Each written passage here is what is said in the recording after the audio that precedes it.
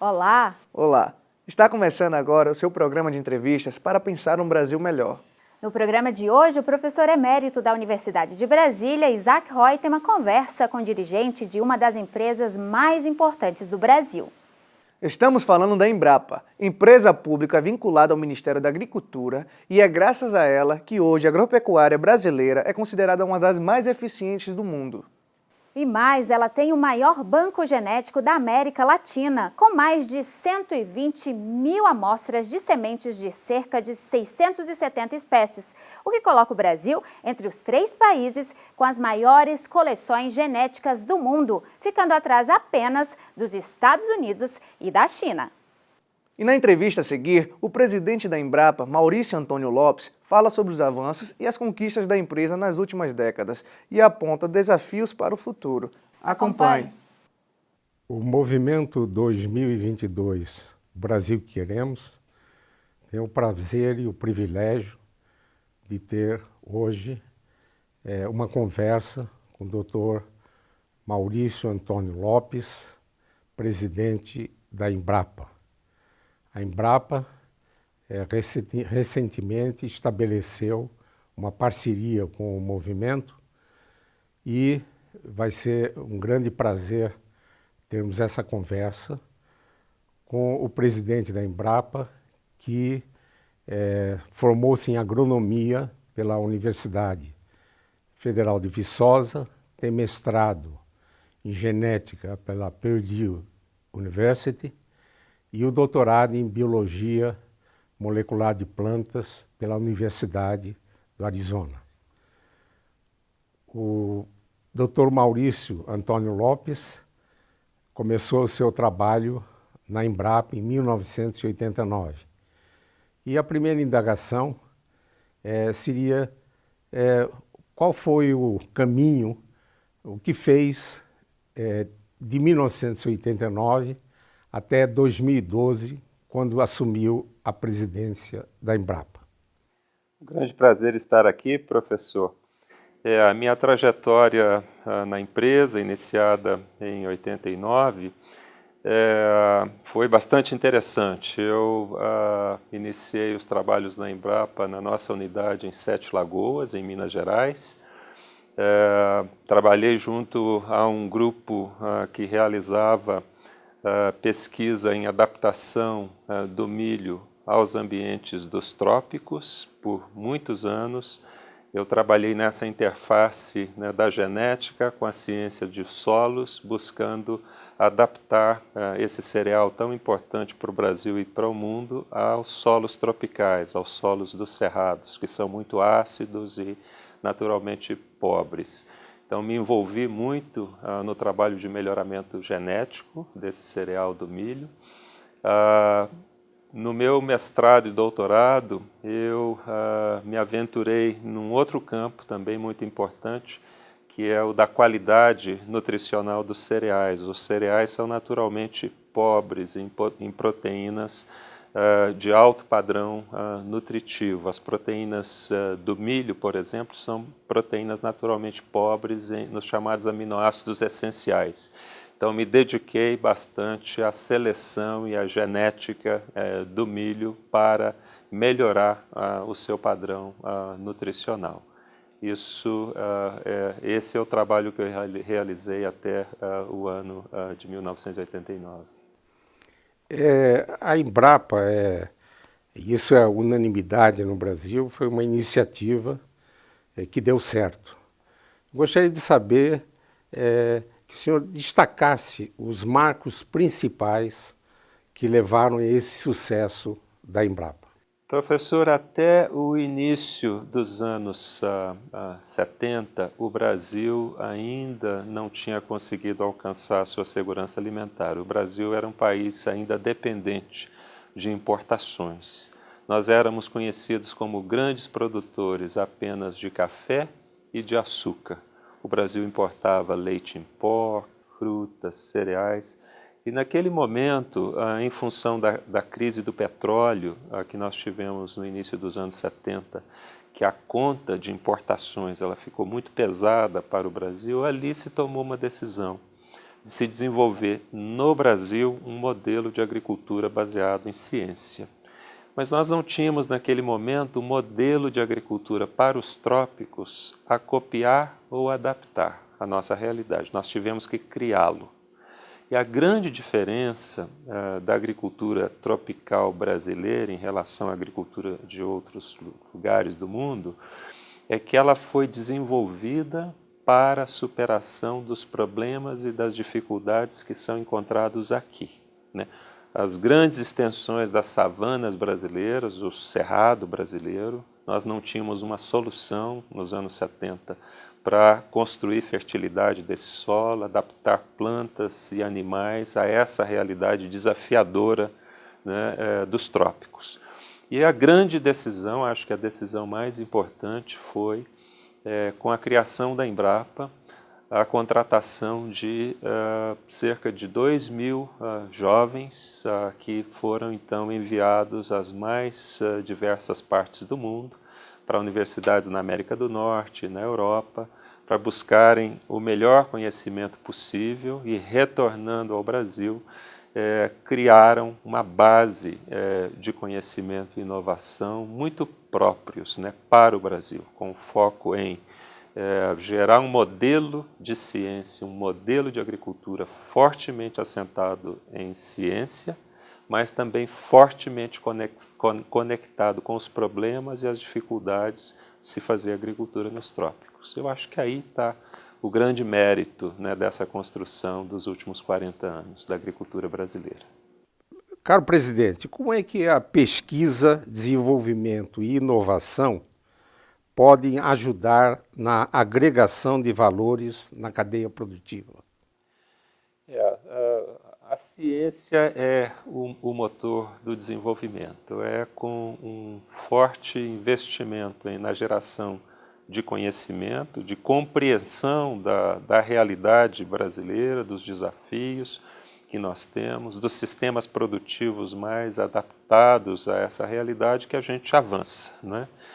E é fundamental hoje, né, se investir em conhecimento, na geração de conhecimento novo, na compreensão da realidade brasileira, dos problemas que são muito próprios, né, do Brasil e também das potencialidades que nós temos no nosso país. Se vamos fazer um grande avanço na agregação de valor, na especialização, na diversificação da nossa agricultura, nós precisamos conhecer muito bem, né, a realidade brasileira, o que ela acomoda, né, que sistemas produtivos de plantas e animais são melhor adaptados à nossa realidade, né? E como extrair mais desses sistemas produtivos, usando a nossa base de recursos naturais de forma sustentável, de forma inteligente, de maneira a não desgastar essa base de recursos naturais, para que a gente possa então diversificar, especializar, agregar valor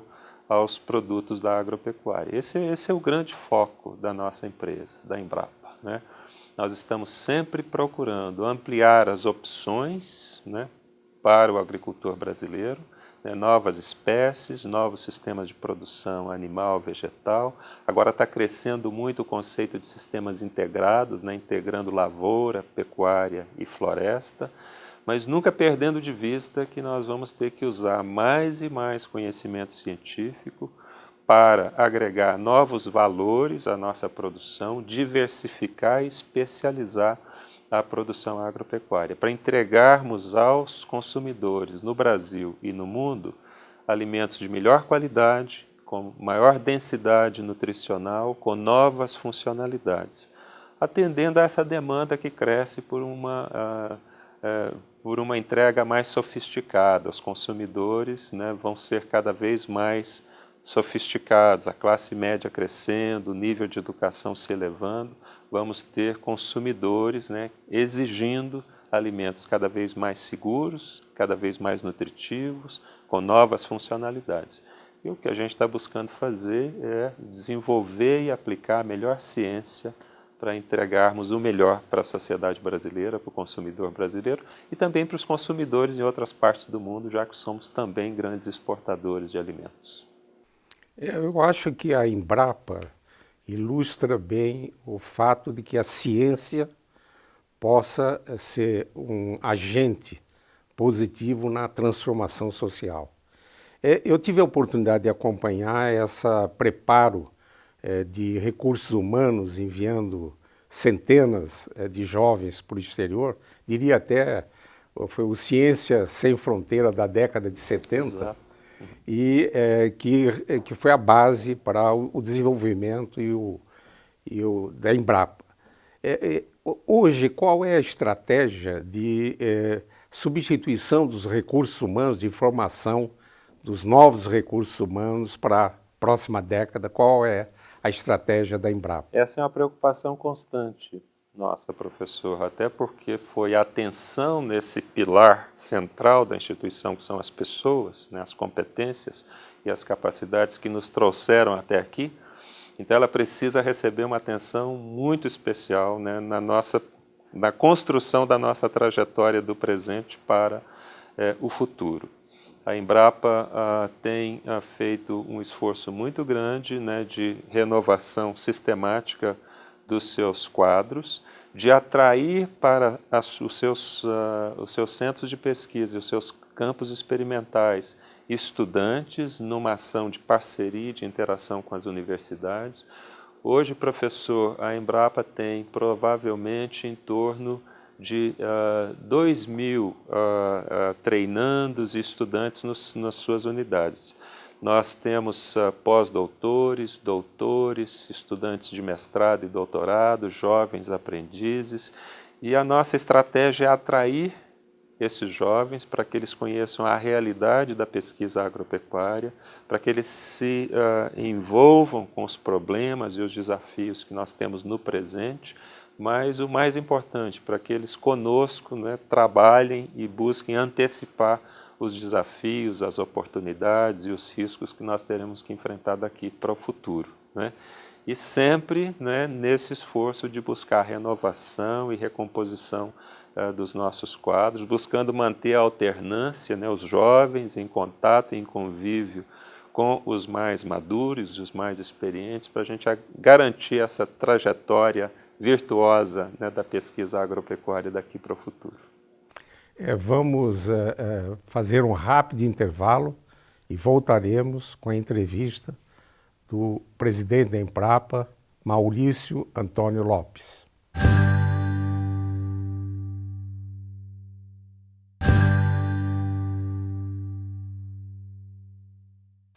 Voltamos com a conversa com o presidente da Embrapa, Maurício Antônio Lopes. Presidente, como a Embrapa vê o futuro? Qual os planos nas próximas décadas? E gostaria de saber se a Embrapa tem uma preocupação de fazer estudos prospectivos. O que está sendo feito pensando no futuro? Muito bem, professor. Eu costumo dizer para os meus colegas que o futuro é o principal insumo de uma instituição de pesquisa e inovação como a nossa. Tudo que nós iniciamos hoje só terá impacto no futuro, e às vezes no futuro distante, longínquo.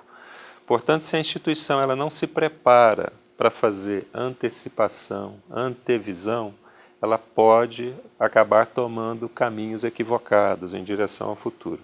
É por isso que a Embrapa tem dado uma atenção muito grande ao trabalho de antecipação, de estudos e análises de cenário.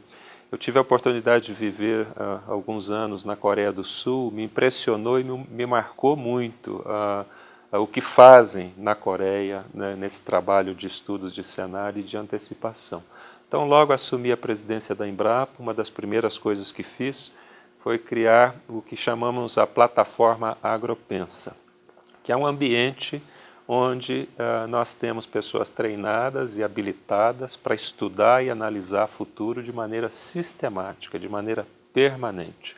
Portanto, a Embrapa hoje tem uma estratégia de procurar captar sinais que estão vindo do futuro, possíveis rupturas, né, no processo de pesquisa e inovação, no processo de agricultura e produção de alimentos, e a partir do estudo e da análise desses sinais, gera-se referências, né, informação para que a empresa possa tomar decisões mais seguras, né, acerca das suas prioridades, os projetos, os portfólios e as prioridades daqui para o futuro. Esse trabalho tem nos ajudado muito. O plano diretor que a Embrapa tem hoje foi produzido já a partir do trabalho do Agropensa, que nos indicou 5 grandes desafios para o futuro. A empresa hoje dá uma atenção muito grande à sustentabilidade, está no topo da nossa agenda, uma atenção muito grande à bioeconomia, essa economia baseada em sistemas limpos, renováveis, de baixo carbono, uma atenção muito grande a políticas públicas, é papel da ciência, né, auxiliar e apoiar a melhoria e fortalecimento de políticas públicas, uma atenção também muito grande à inclusão produtiva, ainda temos muita pobreza no campo, né? Precisamos ajudar com a agricultura a remover ou diminuir a pobreza no campo e produzir mais inclusão dos nossos produtores. E, por fim, uma atenção muito grande à fronteira do conhecimento, né? O que está vindo na área da transformação digital, da robótica. Então, essa é a agenda que nós estamos procurando fortalecer daqui para o futuro, na Embrapa. É uma discussão do presente, o futuro do planeta, as mudanças climáticas. Como é que a ciência, poderia antecipar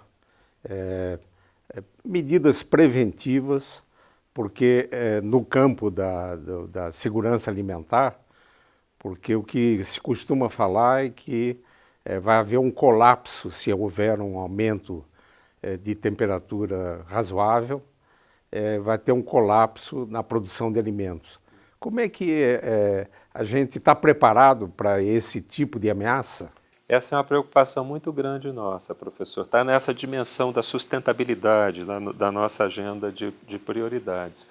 E a gente tem que trabalhar no Brasil com aquela consciência de que é no cinturão tropical do globo, na faixa tropical, que estão os ambientes mais desafiadores para a agricultura e a produção de alimentos. E com a ocorrência, né, de eventos climáticos extremos em função de mudança de clima, a agricultura e a alimentação no cinturão tropical do globo se tornarão desafios ainda maiores. Então, esse tema tem que receber uma atenção muito grande nossa. A Embrapa dá grande prioridade ao tema agricultura e mudança de clima. Nós temos um grande portfólio de pesquisa nessa temática, são cerca de 600 pesquisadores da Embrapa, de instituições parceiras no Brasil e no exterior, trabalhando em mitigação e adaptação da agricultura a uma realidade de mudança de clima, procurando antecipar o que poderá acontecer com o café, com a soja, caso tenhamos elevações de temperatura de 1, 2 graus centígrados num horizonte temporal definido. Então nós temos que pensar em práticas, tanto para mitigar os efeitos dessa elevação de clima, quanto para adaptar a agricultura, para trabalhar um novo conceito de agropecuária mais adaptado e mais ajustado a uma realidade de climas mais intensos. Poderia, presidente, nos dar uma ideia da inserção internacional da Embrapa? Sem dúvida. Na verdade, a Embrapa começou o seu processo de internacionalização na sua criação, né? Quando contratamos esses milhares de jovens e os enviamos às mais variadas partes do mundo, eles começaram ali a fortalecer as redes de relação da Embrapa. Ao retornarem ao Brasil, mantiveram seus vínculos, né? Então, a Embrapa tem uma inserção internacional muito forte desde a sua criação. Há 20 anos atrás, nós iniciamos um programa bastante ousado, chamado LABEX. Nós estabelecemos acordos de cooperação com instituições em várias partes do mundo, com o USDA, que é o Departamento de Agricultura americano, com a Agrópolis, que é a cidade tecnológica no sul da França, em Montpellier, mais recentemente na China, na Coreia e no Japão. E nós temos laboratórios estabelecidos nessas instituições, na América do Norte, na Europa e também na Ásia. E ali trabalham pesquisadores da Embrapa, né, desenvolvendo pesquisa avançada, mas também fazendo esse trabalho de antenagem tecnológica, né, captando sinais, tendências, né, para que a gente possa estar inseridos, né, na ciência de ponta que se faz para a agricultura no mundo. Temos também um programa muito forte de cooperação técnica, né, com a África e a América Latina. Muito do conhecimento e das tecnologias geradas no Brasil podem migrar ou fluir para a África subsaariana e partes da América Latina, né, ajudando esses países a superarem as suas dificuldades e a alcançar a segurança alimentar. Não faz muito sentido para países na África subsaariana descobrirem o que nós já descobrimos aqui, né? O Brasil aprendeu a lidar com as suas savanas, né, com o seu cerrado. Existem muitas áreas semelhantes na África subsaariana. Então nós estamos trabalhando fortemente em intercâmbio de conhecimento para ajudar esses países a incorporarem tecnologias mais avançadas e superarem os seus problemas de insegurança alimentar. A Embrapa é uma rede de unidades, né? Eu perguntaria se nós já estamos no steady state ou existem planos de aumentar o número de unidades da Embrapa no Brasil. Nós somos uma rede com 46 unidades. Estamos presentes em praticamente todos os estados brasileiros. Há sempre uma pressão muito grande para a Embrapa criar novos centros. O nosso espírito é de evitar a criação de novos centros e trabalhar muito mais em interação, em parceria com as instituições estaduais de pesquisa, com as universidades. Nós entendemos que há possibilidades muito interessantes para se criar uma grande aliança para a inovação agropecuária no Brasil, integrando a competência que a Embrapa já tem instalada, com muita competência que temos nas universidades públicas e privadas, nos organismos estaduais de pesquisa e com o setor produtivo, com o setor privado. Então nós entendemos que não faz muito sentido a Embrapa seguir ampliando a sua rede, nós temos que fortalecê-la e trabalhar cada vez mais em interação, em sinergia, em cooperação, tanto com o sistema universitário, quanto com o setor privado e produtivo, quanto com os estados. Nós entendemos que esse é o caminho, uma grande aliança para a inovação agropecuária no Brasil. O movimento 2022, o Brasil que Queremos, pretende envolver os jovens nas discussões dos caminhos que nos levem a ter um Brasil melhor. Estamos quase no final da nossa conversa, mas gostaria que nesse minuto final desse uma mensagem aos jovens brasileiros. Eu gostaria de encorajá-los cada vez mais a considerar a agricultura e a inovação agropecuária como uma possibilidade para as suas vidas. Como eu disse, nós temos feito um grande esforço de atrair os jovens, né, para o nosso meio, para compreenderem e gostarem da agricultura e da produção de alimentos. Esse tema seguirá sendo muito importante e muito excitante também. Nós temos agora a integração da transformação digital com a agricultura, novas ferramentas, novos conhecimentos, a automação. A agricultura deixará de ser aquele trabalho penoso, né, difícil. Na medida que a agricultura incorpora mais conhecimento, mais ferramentas, mais instrumentos novos, ela vai atrair cada vez mais jovens, né, talentosos, desejosos, né, de fazer carreira, de fazer um futuro nesse setor que é tão crítico, né, para o presente e para o futuro da humanidade. A gente costuma dizer que a pesquisa agropecuária ajuda, né, a manter a paz no mundo. Sem alimentos não dá para a gente imaginar um futuro de paz, né? E nós que ajudamos a produzir alimentos mais seguros, mais nutritivos, estamos também contribuindo para um futuro de paz, né? Isso nos honra muito. Com essa mensagem planetária de paz, né, no mundo, queria agradecer muito as informações e mensagens importantes. Dr. Maurício Antônio Lopes, presidente da Embrapa, e voltaremos numa próxima oportunidade. Você acabou de assistir a entrevista com o presidente da Embrapa, empresa brasileira de pesquisa agropecuária. Veja outras entrevistas como essa no site www.2022brasil.org.br. E se você tiver perguntas ou sugestões para este programa, escreva para 2022brasil@gmail.com. Até mais. Até mais!